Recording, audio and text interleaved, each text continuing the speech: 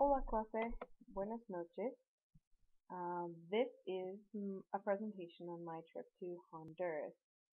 Since the countries we have for this week are Central America, um, basically I just wanted to tell you about a little bit about my time there. I volunteered at an orphanage in a really poor town, and I just had a wonderful time with a wonderful time in general.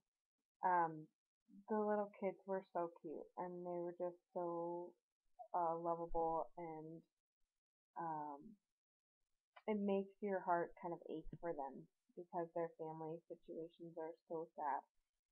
Um,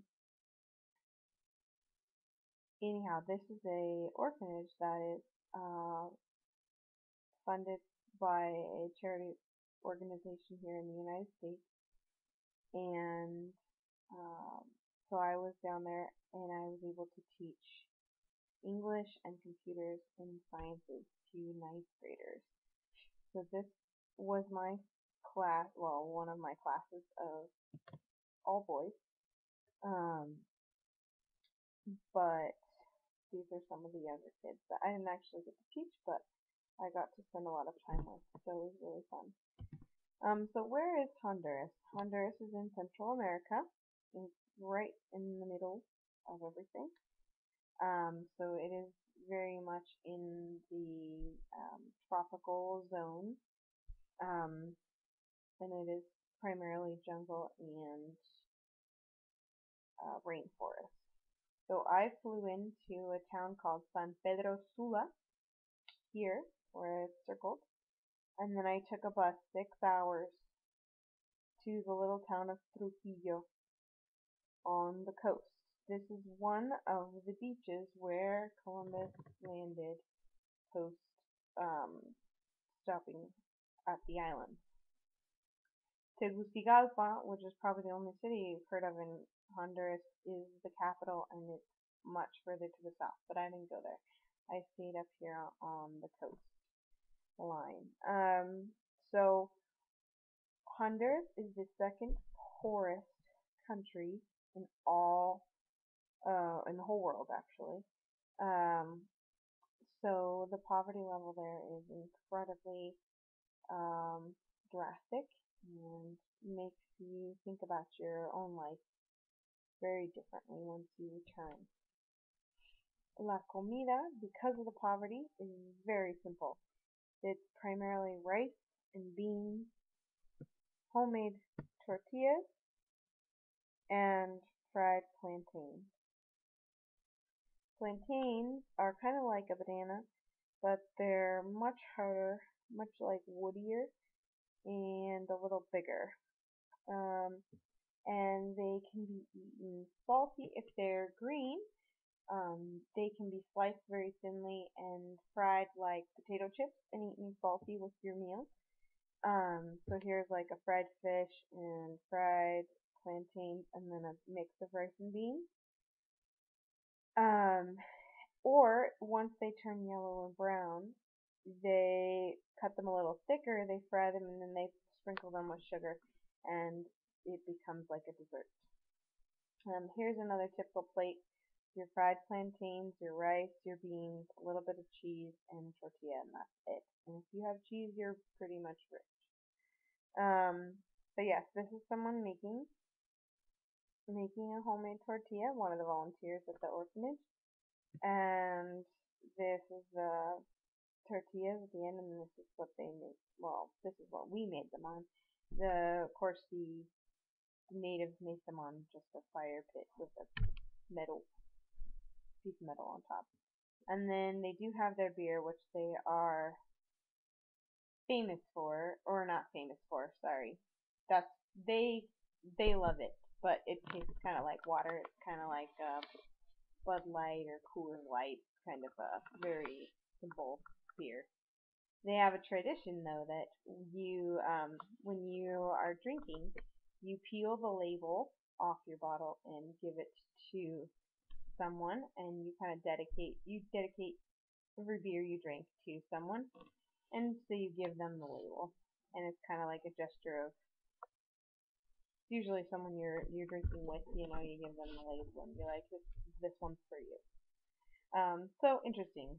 Yeah, there.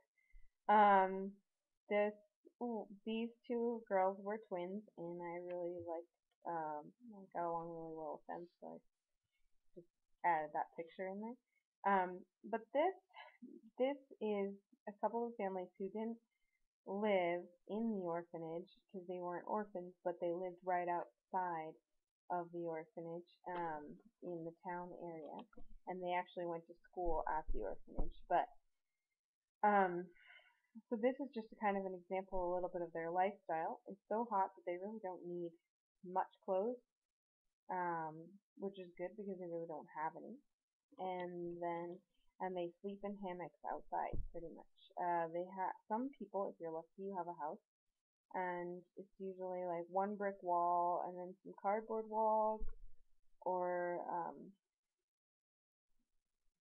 if you're really lucky, you have four brick walls, and the rest of it is like dirt. So I'll show you some more examples here momentarily. Um, this family, for example, lived all together. All of them except me is um, we're all members of the same family, and their extended family, like the cousins and grandma and everybody lived all together. But they actually had four brick walls, but they had no door and not really a window. Maybe they had a hole in the wall for a window, but no glass. And then their house was one room. This was the only chair in the house. They had one bucket, so one 5-gallon bucket, and they used it as a chair. They have a wood burning stove. They don't have running water or electricity.